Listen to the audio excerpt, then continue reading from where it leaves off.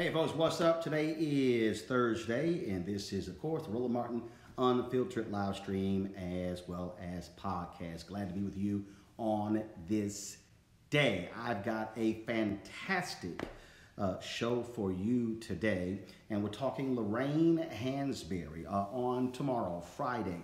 PBS is going to debut across the country the film. It is called American Masters, Lorraine Hansberry, Sighted Eyes, Feeling Heart. Now you have to check your local PBS affiliate for the actual airing of that, because it depends on the city that you're in. But it's going to tell you about the life and legacy of this brilliant playwright, this sister, who died at the age of 34 from cancer. Now, of course, it was January 12th and marked the anniversary of her death. And a lot of folks really don't know much about her. And so here's the trailer from the upcoming PBS documentary about Lorraine Hansberry. Serious drama drama that has at least the objective of making a larger statement about life, I think sooner or later has to become involved in its time. Lorraine Hansberry is hugely important for having written A Raisin in the Sun, the most celebrated play by an African-American author, considered one of the great plays of the 20th century. I'm looking in the mirror this morning and I'm thinking I'm 35 years old. I'm married 11 years and I got a boy who's got to sleep in the living room because I got nothing, hey? Nothing to give him but stories. She was reaching into the essence of who we were, who we are, where we came from.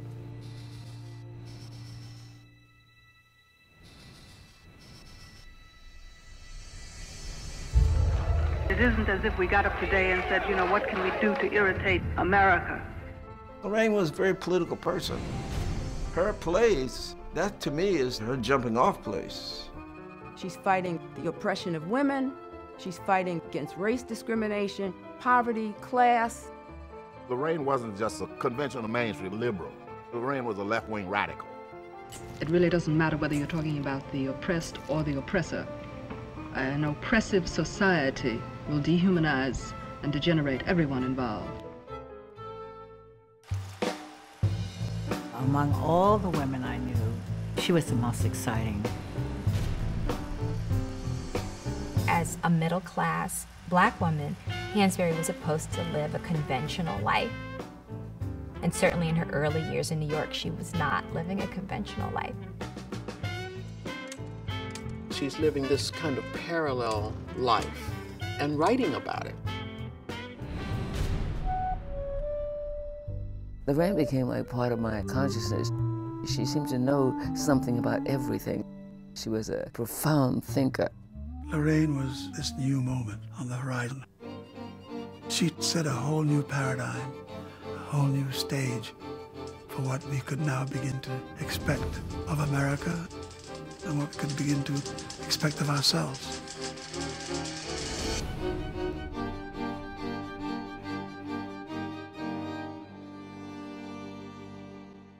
Wow, that is going to be a powerful, powerful documentary. So I had a great conversation via Skype earlier today with Tracy Heather Strain. She is the filmmaker who has worked on this for more than a decade. I think you're certainly going to enjoy our conversation. So here's my chat with Tracy. So first off, Tracy, what was so interesting and unique about Lorraine Hansberry that you said, you know what, this story needed to be told in this way? I was just struck by the fact that no one really knew about Lorraine Hansberry, and I didn't know as, you know, obviously now I know a lot more about Lorraine Hansberry than I did when I first said, oh, there should be a documentary about Lorraine Hansberry, which I did before I was even a filmmaker. During the 80s, after I had graduated from college, I had seen a lot of movies. There was a big independent film movement in the 80s, and Spike Lee came out, and he had that call, Make Black Film. And I was really drawn to the fact that there are not a lot of stories about African Americans who are like me out there in the world. And Lorraine Hansberry came into my head. The reason she was in my head in the first place is when I was 17 years old, my grandmother took me and my little sister to see the play To Be Young, Gifted, and Black. And I encountered Hansberry's words for the first time. And like almost anyone who encounters Hansberry's words, no matter if you're black or white or Asian or whatever, whoever you are or however you identify, they're really powerful and they're often life-changing. And I think if you're African American and a woman, they are particularly important and powerful. So I figured out how to get into filmmaking. I became a filmmaker, gradually moved up, and really was struck by the fact that people only knew A Raisin in the Sun. And some people are kind of dismissive of Hansberry because of A Raisin in the Sun. And actually that's what jumped out at me, because is that if you talk to people and you say Lorraine Hansberry, that's the only thing they know. That's it. It is the only thing they know, and if they know it, it's not always a positive. I think there was a way that maybe because she died early, and then there was this wave of people that were identified as Black Arts Movement, and many of those people weren't aware of how radical she was.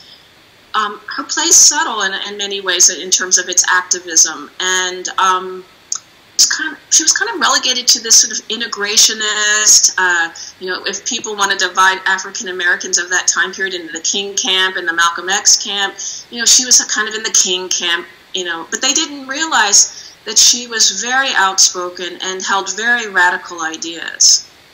And it's in part because of this play.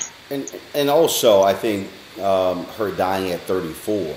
So it's not like she had this long runway. So an opportunity to sort of build a name over a period of time. Yeah, that's totally right. And she was really interested in a lot of things. Before she died, she was working on a variety of plays, and they weren't all about the African American experience. She wanted to tell a story about a Native American boy. She was going to adapt a Charles Chestnut novel into a play. She was writing she did write about people that she knew in Greenwich Village, and that was her last Broadway play, The Sign in Sidney Brewstein's Window. But she really felt that she wanted to connect with people. There's an interview she did with someone named Patricia Marks, and she said, "I believe that the highest gift of man is art, and I'm audacious enough to think of myself as an artist." And she goes on to say that she basically wants to connect with people and see if they can share illuminations about each other. And ultimately, based on all the work I've done on Hansberry, she wanted to change the world. She wanted to make our country live up to its ideals. I asked this question of all of the book authors I talked to. So I'll ask you the same question. When you were doing your research, when you were working on this, what one thing represented the wow moment that caused you to go, wow? I have to say, this is a really hard question for me because I've worked on this for so long. We count 14 years. So we count the start of this project as 2004 when I joined this with someone named Chiz Schultz, and Chiz was one of the original producers of the off-Broadway production of To Be Young, Gifted, and Black, and but he also was the individual who Robert Nemiroff had granted access for a documentary to use Lorraine Hansberry's papers, and he'd been looking for someone to direct. And in 2004, I was actually looking for this person that I didn't know was named Chiz Schultz because I wanted to do this documentary about Lorraine Hansberry. So we joined forces. So that's 14 years, and it's kind of hard to remember the wow moments because and sometimes I've just lately been thinking of all the frustrating moments. But I think that we were always struck as to how organically she was connected to the major movements of her lifetime. She knew like everybody, and she didn't know them. It's so interesting to read in her diaries that she felt like, well, I'll write this person a letter, and people often, wrote back, especially after A Raisin in the Sun. And so I was really struck by her connectedness, and so I guess that's the one. And when you say her connectedness, in terms of obviously being in a family that was extremely involved in your various organizations, NAACP, National Urban League, but also, and I guess it's hard for many of us to understand this. I guess for me, when I talk to Harry Belafonte, and when he's talking about Paul Robeson, and when he's talking about Dubois, and he's talking about, you know, these amazing folks. I mean, these are also people who were in her life at an early age, and so, I mean, it's sort of wild to think that, oh yeah, you know, Paul Robeson came by the house, and B.B. Du Bois came by the house, and so clearly, being among these unbelievable powerhouses had an effect on her. Yes, when Lorraine Hansberry lived in a very empowered household, and she had the benefit of seeing very famous people come into her home, and discuss ideas. And you have to put it in this context. First of all, we have segregation, so people can't stay in any old hotel. Right. And so a lot of times people would stay in other people's homes. And Chanel Perry, her cousin, talks about the fact that they would sit on the floor and listen. They were allowed to listen. She said the women didn't talk, sadly to hear, but as you know, they were little kids listening to these serious-minded adults talking about how to fix things for the African American community. And so this is a part of her. And then she's a daddy's girl, so she really was inspired by the things that he was doing. He was a successful real estate developer and was trying to continue to change, the society. And then her uncle, William Leo Hansberry, was a famed African scholar. He wasn't, I would say that he was a pioneering African scholar because he faced a lot of opposition for his research into Africa, even from African Americans, for a long time. But people that became leaders in the independence movement, like Nnamdi Azikiwe, came to the Hansberry home. So she was hearing from these people and hearing their stories and issues early on. So she goes to New York, and she's encountering Paul Robeson. She's working for the newspaper he created. Du Bois is around the corner. Alice Childress, who'd been on Broadway in the play Anna Lucasta's working there. People who really believed that an artist had more responsibility than just to their art. They had a responsibility to society. They needed to use their art to try to change things. For you, and when you talk about the length of time working on this, for a lot of people, they would go, Jesus, that's literally birthing a child and they're about to graduate from college or from high school. Yeah, it was a long time. It took a long time because it was hard for us to raise the money. It's not always obvious to people who have money, that large sums of money to share, that our stories are important and valuable. It's one thing. It's almost like sometimes people can't hear you. If I say this is a really important story, that doesn't provide maybe enough validation that it should be, told. Because my husband and I have a track record of creating documentaries for public television. We have done 2-hour films, that are archival based, that did well for public television. Joe Schultz has done a lot of work for public television, and so, it was hard. That was what took so long. And so what we did, because we were so nervous about losing people, was as soon as we got a little bit of money, we would run out and do a set of interviews. So we started interviewing people in 2006, and then we come back, maybe get some more, do some research, go to some research trips. And then we made a sample reel, and we tried to use that to continue to raise money. And so let's talk about that, because I think for a lot of people, they hear about films and they hear, oh, the studio did this and did that, and that was funded. But, like when Nate Parker did The Birth of a Nation, I mean, he went out and raised the $8 million. And that was, having to go door to door, talking to people, and selling it. And so it's the same way for this. It's not, I guess people don't understand. It's not like PBS goes, oh yeah, here you go. Here's $2 million. There you go. Knock it out. No, yeah, they do not do that. And what we had to do was we had to knock on doors. We did a Kickstarter campaign. I applied for a lot of grants. And the thing about applying for a grant, you write a grant, they ask for what the schedule is going to be. And if you don't get the grant, your kind of life is upended. You have to figure out, okay, the time that you carved out that you were hoping to work on Hansberry, now you have to fill it with something that's going to pay you a living. So, it's just a process that is very challenging. And so in some ways I wasn't really prepared. I thought it was going to be an easy sell. She wrote one of the most read plays in North America. It's taught in almost every school in the country. Right. I thought people would be, of course, this is a no-brainer, but it really wasn't the case.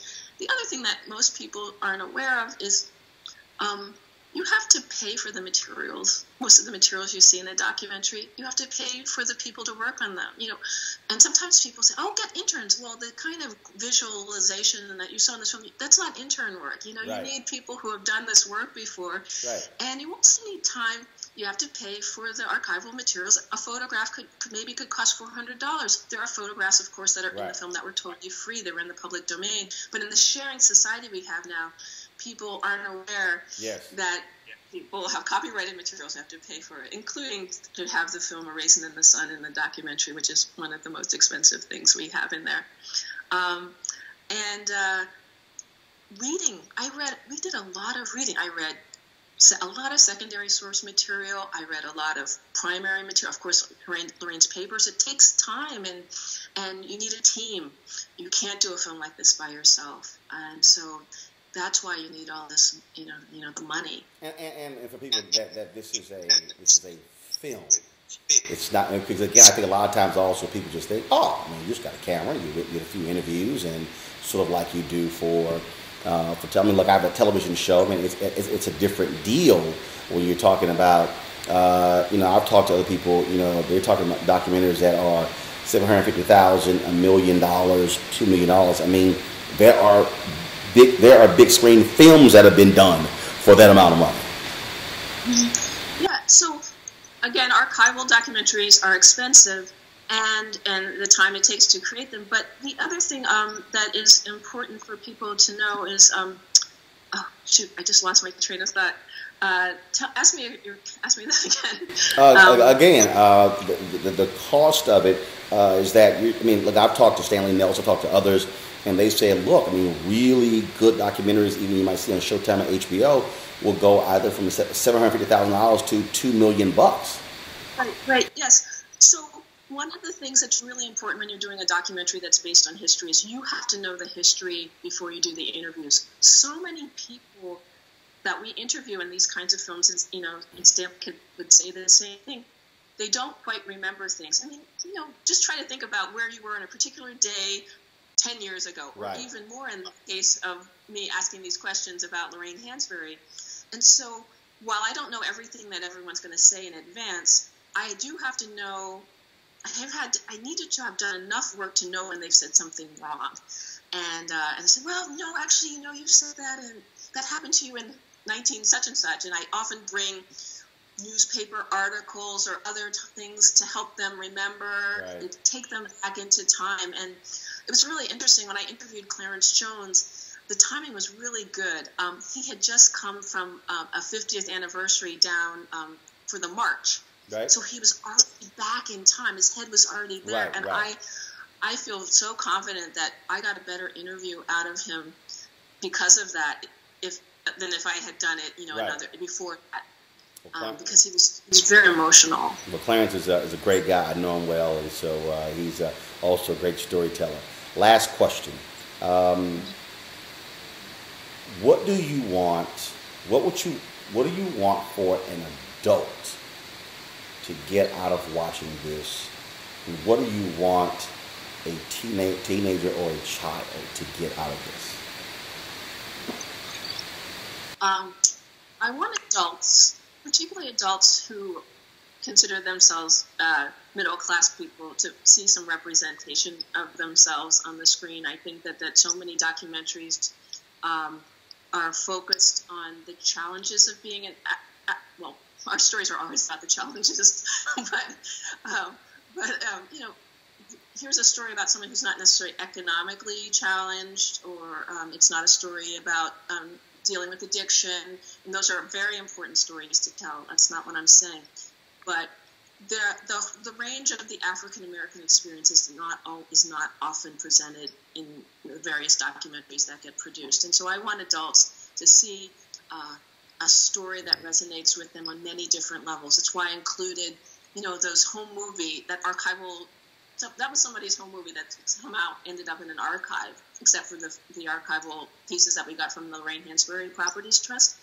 And people have told me it was so wonderful to see women that look like their mothers and their aunts and their grandmothers, on the screen. And so I wanted that identification to be there. And of course I want everyone to feel empowered and inspired.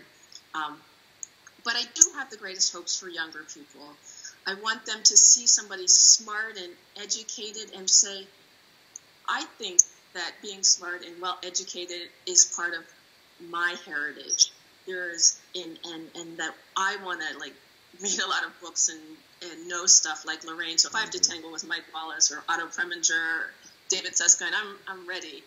I want them to feel inspired about artistic creation and know the journey's not always easy, but in the end, there can be great rewards. I'm not talking about her winning, the New York Drama Critics Circle Award, and that's of course a wonderful thing. But the reward of having a community see themselves. When Lloyd Richards says, the woman said, word got around in my community that there was something going on down here for me, that there was something that concerned me. I want them to know that bringing stories to the public about our lives can be quite empowering, and I'm finding that out firsthand. Young people are struggling with issues of identity, no matter what kinds of identities you're struggling with. Lorraine Hansberry had to wrestle with that herself, and you're not alone.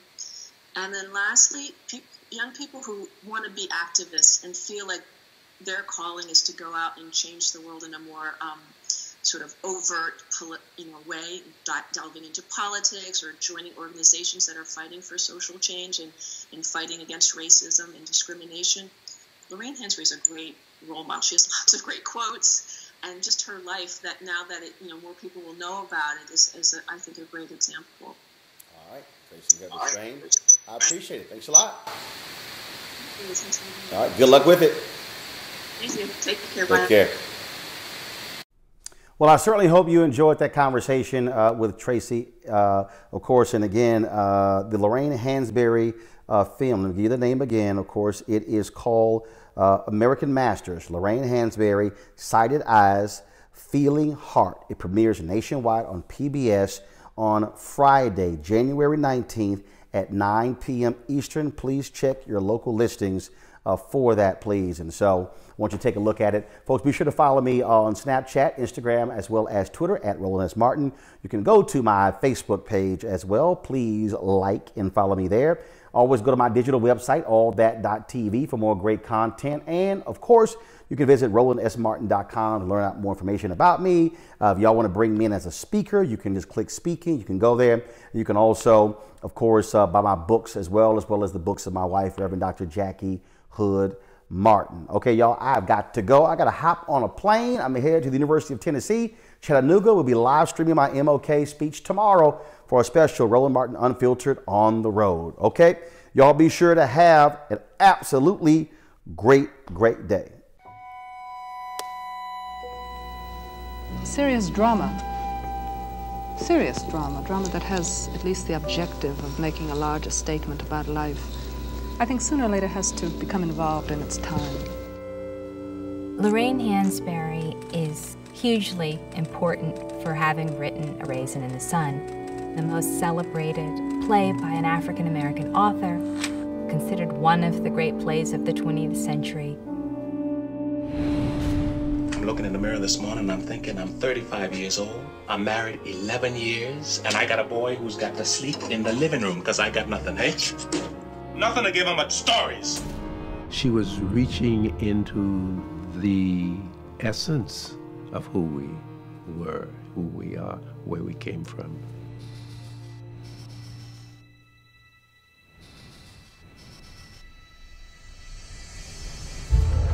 It isn't as if we got up today and said, what can we do to irritate America? Lorraine was a very political person. Her plays, that to me is her jumping off place.